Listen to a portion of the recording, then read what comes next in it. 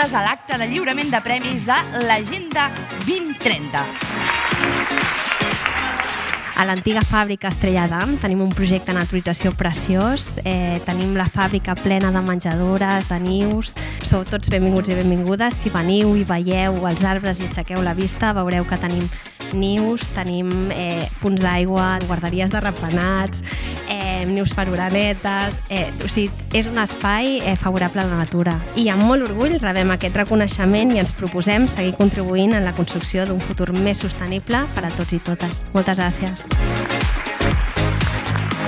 Totes les dones i persones que acompanyem són supervivents i agrair en aquest sentit també perquè pensem que aquest reconeixement, més enllà de metzineres, és per totes i cada una d'aquestes dones que són les veritables protagonistes d'aquest projecte i al final són dones que sobreviuen a situacions de sensellarisme, malestars de salut mental, problemes relacionats amb l'ús de drogues, però sobretot sobreviuen a múltiples violències i situacions de vulnerabilitat. Molt agraïdes pel premi, és òbviament un honor estar reconeguda, és una feina molt gratificant la que fem, però també treballem molt i de vegades que et facin aquests mimos és fantàstic.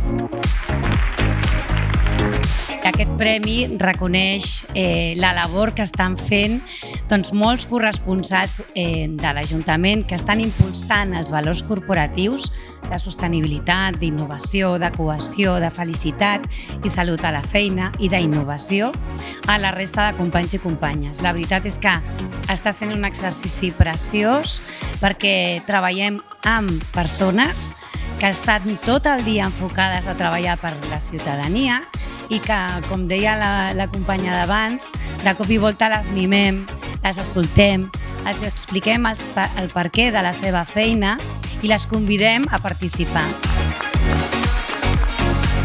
Aquest programa és un programa que aposta per obrir la conversa de l'Agenda 2030 i els ODS entre les persones polítiques amb càrrecs electes i els joves entre 14 i aproximadament 17-18 anys. I aposta també per utilitzar els seus canals. És un videopodcast que després es porta a les aules a treballar i després acaba amb un concurs a TikTok. Us animem a tothom a obrir aquesta conversa amb la gent jove dels vostres territoris perquè realment tenen les millors idees i són el futur de les nostres ciutats. Nosaltres som una organització, per qui no ens coneixeu, que el que fem és tenir un compromís amb la transformació social i sobretot per avançar en la defensa dels drets de la infància i la igualtat d'oportunitats. En aquest sentit, nosaltres representem a més de 100 entitats d'arreu de Catalunya que treballem, com deia, per la defensa dels drets de la infància, compromesos amb aquesta igualtat d'oportunitats. I en aquest sentit, la perspectiva de gènere és una de les coses que tenim com a eix transversal a la nostra federació.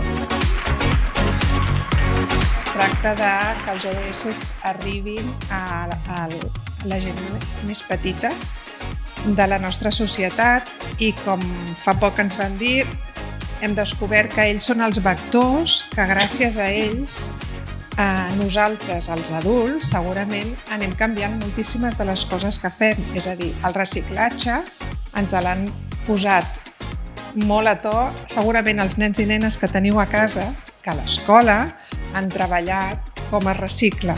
Igual que l'alimentació saludable, l'altre dia deia la Carme Ruscalleda que els nens i nenes estan aprenent a menjar perquè a l'escola se'ls està fent una alimentació saludable. No els agrada, sempre menjar segons quines coses, però ens toca a l'escola fer aquest paper.